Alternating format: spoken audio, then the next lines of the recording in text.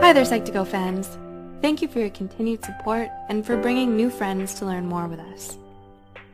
Love. It's a word that holds weight, feels good. Love is an instinctive emotion most of us feel, yet is not fully understood, being a complicated emotion. In spite of the ubiquity and universality of love, we are rarely taught the how or what love really means. We simply navigate our relationships and hope we'll figure it out along the way. Love may drive us wild, causing dysfunctional patterns in our relationships.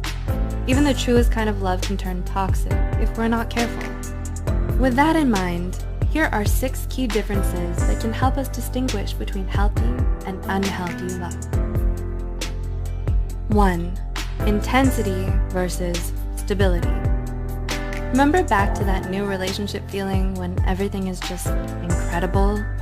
In the beginning, you get a rush of emotions and that high intensity of affection that gives you a sort of euphoria when you're together.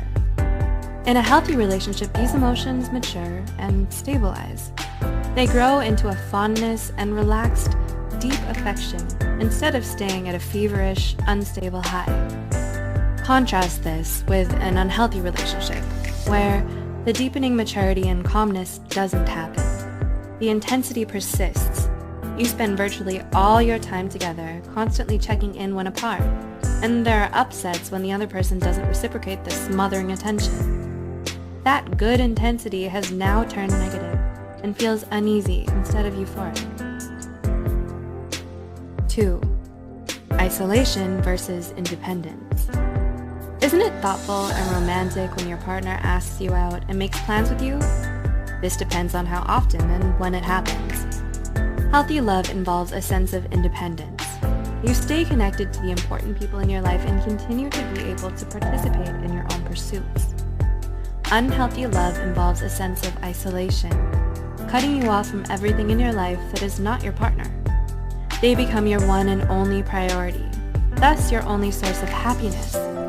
They will question or guilt you if it seems you're deriving happiness or enjoyment from anything other than them. This is not love. It's controlling possession. 3. Concern versus jealousy. We may not want to admit it, but jealousy is a normal part of any relationship. It's okay to feel occasionally insecure and want assurance from your partner, just as long as jealousy does not get out of hand. Healthy love is all about open communication and listening to each other. It means setting mutually comfortable boundaries and having mutual trust. Unhealthy love is all about wild and irrational jealousy, the unreasonable kind that can never be reassured. Your partner may become possessive of you and start invading your privacy. They may read your messages and restrict who you can and can't interact with.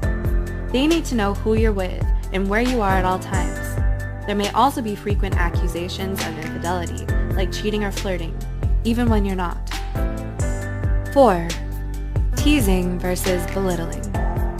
Once you become more comfortable with one another, you might start playfully teasing or lightly ribbing on each other, even in front of others. That's a sign of healthy love, that you feel secure enough and know each other well enough to laugh slightly at yourselves. You both know when to stop and no feelings are hurt. Unhealthy love, on the other hand, crosses over the lines, and the teasing isn't light. It's belittling, insulting, and humiliating. Maybe your partner decides to share embarrassing, knowingly private information to get laughs and adulation from other people.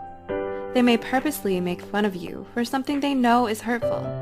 Even worse is that they likely won't even apologize for it, twisting it so it seems like you're the one with a problem by being too sensitive and overreacting. 5. Generosity versus manipulation. Healthy love does not require payback or an exchange. You give freely of your time, energy, money, and whatever else may be needed from you, because you care about them and want happiness for them. There is no attempt to purchase desired behavior.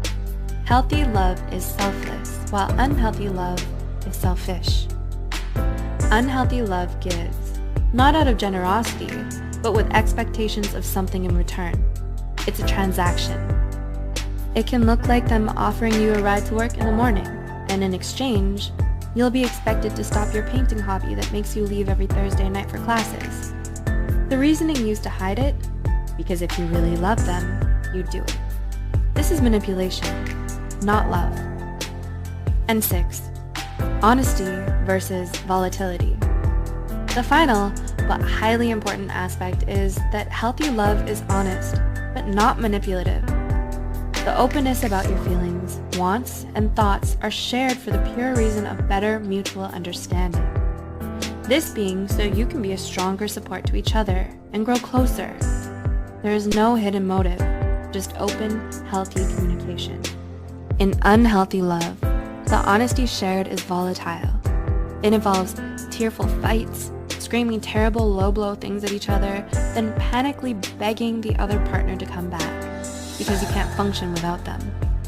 Your relationship feels constantly unsafe and insecure, with emotions soaring or plummeting with no consistency. When you love someone, it can be difficult to accept the realities surrounding them and your relationship with them, once the shiny new relationship smell wears off. We all struggle at being good at times, so it feels hypocritical to fault others for that same struggle. We wrongly believe that if there is love, imperfections are all negligible, to be dismissed or ignored.